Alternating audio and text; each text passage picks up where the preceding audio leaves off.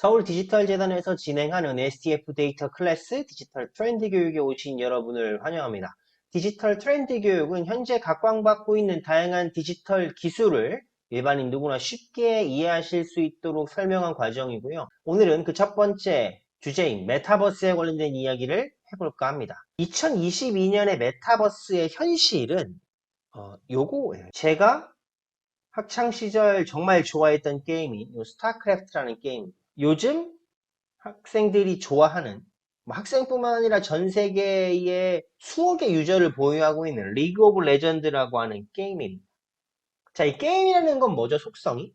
각각의 가상의 유닛을 가상의 공간에서 배치해서 이동시키고 전투하고 하는 일종의 메타버스입니다. 전쟁에 대한 시뮬레이션 게임인 거죠. 여기에 플러스 알파적인 요소가 붙은 정도의 수준, 이게 지금의 메타버스 현실이라고 좀 말씀드리고 싶습니다. 조금 더 명확하게 어떤 느낌인지를 설명드려 볼게요. 전 세계의 가장 핫한 메타버스 플랫폼입니다. 아마 메타버스에 관심 있는 분들은 한 번쯤 들어보셨을 법한 이름이죠. 첫 번째, 게더타운이라고 하는 플랫폼을 소개해 드릴 거고요. 두 번째, 제페토라고 하는 요즘 10대 그리고 전 세계의 10대와 20대에게 인기 있다고 하는 일종의 SNS입니다. 이 제페토라고 하는 플랫폼이 있고요. 마지막 세 번째, 미국 10대들의 절대적인 지지를 받고 있는 그들만의 또 다른 생태계를 보유하고 있는 로블록스라고 하는 플랫폼이 있습니다. 제가 왜 메타버스가 게임 플러스 알파인지를 지금부터 한번 소개시켜 드릴게요. 이게 지금 전 세계에서 제일 잘 나가는 메타버스 사업자들입니다. 먼저 게더타운이에요. 쉽게 표현하면 게임 플러스 화상 채팅입니다. 줌이라고 하는 화상 채팅 많이 해보셨죠? 각자의 얼굴이 나오고 화면 중간에 관리자가 띄우는 화면 보면서 같이 회의도 하고 뭐 강의도 듣고 토론도 하고 수업도 하는 이런 이제 줌이라고 하는 플랫폼이 있는데 그 줌이라고 하는 화상 채팅에 게임적인 요소를 가미시킨 거라고 보시면 됩니다. 실제 많은 기업들이 교육이나 행사 같은 것에 이 게더타운을 활용을 하고 있습니다. 실제 각자의 캐릭터들이 축제에 참여하는 것처럼 할 수도 있고요. 특정 회사 같은 경우는 자기 회사의 연수시설을 게더타운에 만들어 놓고 실제 환경처럼 뭐 수업하는 모습을 보여주기도 합니다. 제스파라고 하는 회사 같은 경우는 자신의 제품들을 소개하는 쇼룸, 그 쇼룸을 이 게더타운에 만들어 놓고 실제 손님들이 찾아와서 제품을 볼 수 있도록 하는 형태로 구현을 하기도 했죠.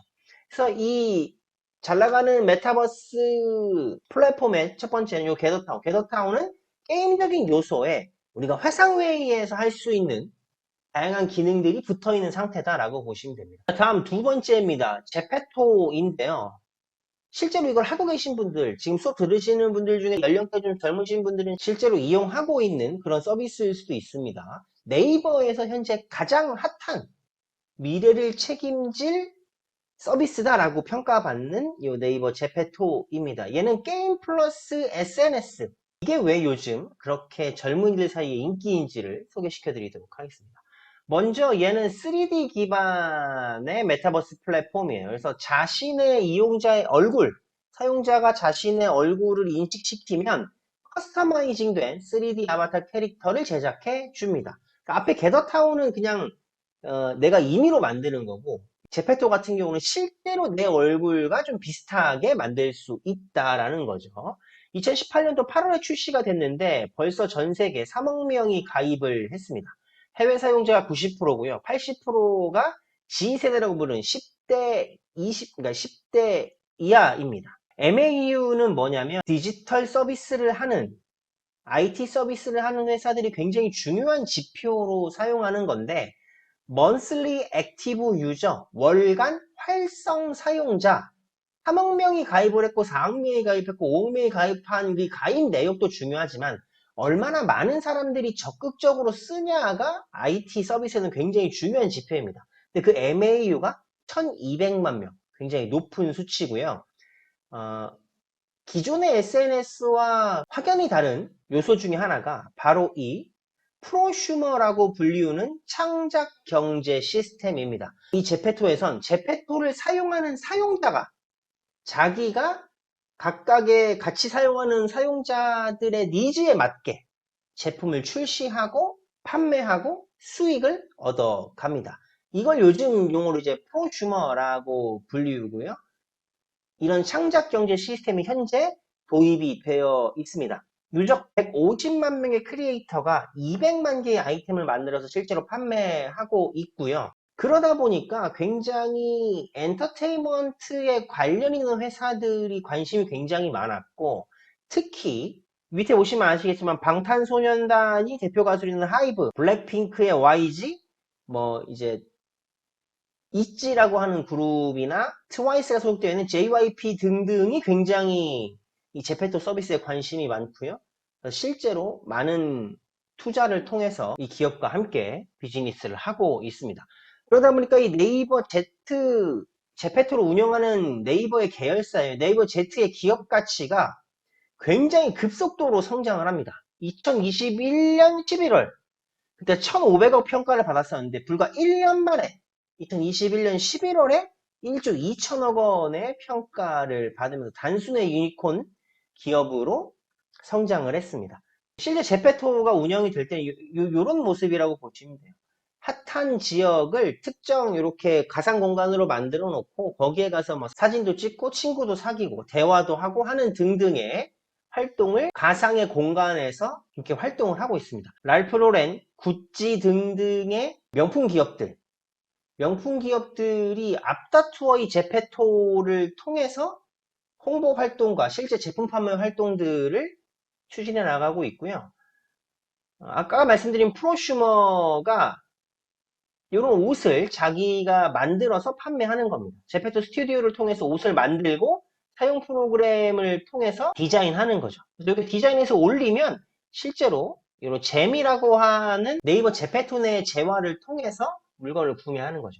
도토리를 사는 것처럼 네이버가 실제 판매하는 제품을 팔기도 하고요. 크리에이터가 만든 제품을 사기도 하고. 그래서 실제로 이 잼으로 수익을 얻으면 그걸 다시 현금화 시키는 서비스도 가능하다라고 보시면 될 것 같고, 구찌도 실제로 여기서 제품을 판매합니다.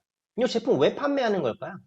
일단 두 가지 정도의 이유로 나눠볼 수 있습니다. 지금 여기 보시면 이 구찌 상의 하나가 28잼이잖아요. 28잼이면 약 2,500원 정도 하는 돈입니다. 이걸 누가 사냐면 10대 청소년들이 자기 친구 생일 때 요즘에 사실 뭐 돈 5천원, 돈 만원으로 현실에서 물건을 살 때 좀 감동적인 물건을 사기 어렵잖아요. 하다못해 학용품을 산다거나 해도 상당한 가격이 들어가는데 여기에서는 내가 입는 건 아니지만 나와 닮은 아바타가 입는데 그 옷이 2,500원 정도라면 그 값 이상의 가치가 있다라고 평가한다는 거죠. 그리고 더불어서 구찌라고 하는 회사, 이 명품 회사의 입장에서 본다면 잠재적인 고객을 미리 확보할 수 있습니다. 어렸을 때부터 자사의 제품에 대한 친숙성 이런 것들을 이제 높여주는 계기가 되는 거죠. 그래서 서로 상호적으로 좋은 영향력을 주고받는다라고 보시면 됩니다. 두 번째 서비스가 제페토고요. 실제 뭐 하나은행 신입사원 수료식 같은 데에서도 맵을 만들어서 쓰기도 했고, 특정 은행 같은 경우는 경영진 회의를 이런 제페토에서 하기도 합니다. 그리고 유명 연예인들, 뭐 블랙핑크라든지 방탄소년단이라든지 하는 그런 글로벌 스타들도 이 제페토와 콜라보레이션해서 다양한 서비스들을 제공하고 있어요. 이렇게 두 번째 플랫폼인 제페토까지 알아봤고요. 마지막 세 번째 플랫폼은 로블록스입니다. 여기는 이제 일간 활성 사용자, 아까는 MAU, 아까 제페토는 MAU였죠? 그래서 monthly active user, 한 달에 1200만 명이 사용하는데 얘네는 일간 활성 사용자, 하루에 3200만 명 이상이 사용하는 플랫폼입니다.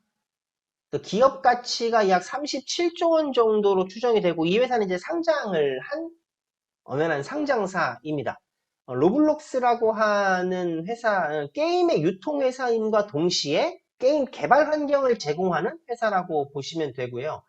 이거는 그냥 단순한 게임이 아니라 거기에 자유도를 굉장히 많이 부여했습니다. 그래서 노블록스라고 하는 회사가 만든 게임이 하나도 없어요. 그럼 그 게임을 다 누가 만드느냐? 이 노블록스의 플랫폼에 들어와 있는 사용자들이 게임을 만듭니다. 그래서 개방성과 확장성이 담보되어 있는 그런 플랫폼이라고 보시면 되고요.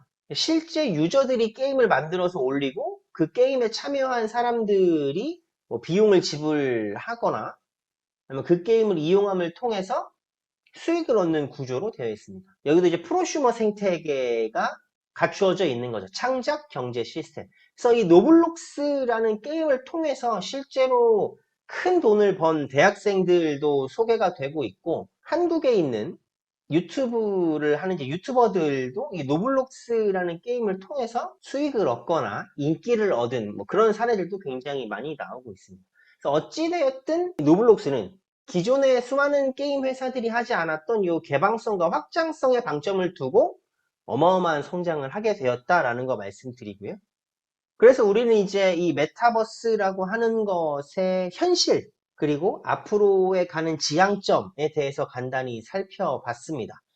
그래서 정리해서 좀 말씀드리면, 가고자 하는 지향점은 고차원적인 수준이고, 현재는 걸음마 정도 수준이다라고 보시면 되고요. 그래서 저마다의 산업군에서 저마다의 방식으로 이 메타버스를 좀 바라보고 있는 실정입니다.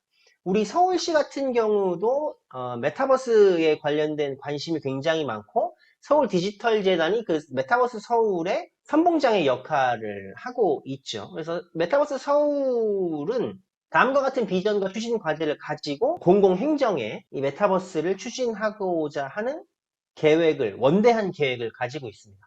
뭐 산업 생태계를 육성한다거나, 메타버스 학습을 지원한다거나, 맞춤형 소통을 해준다거나, 신개념 가상행정을 제공한다거나 하는 등등 큰 비전을 가지고 다양한 과제들을 추진해 나가고 있습니다.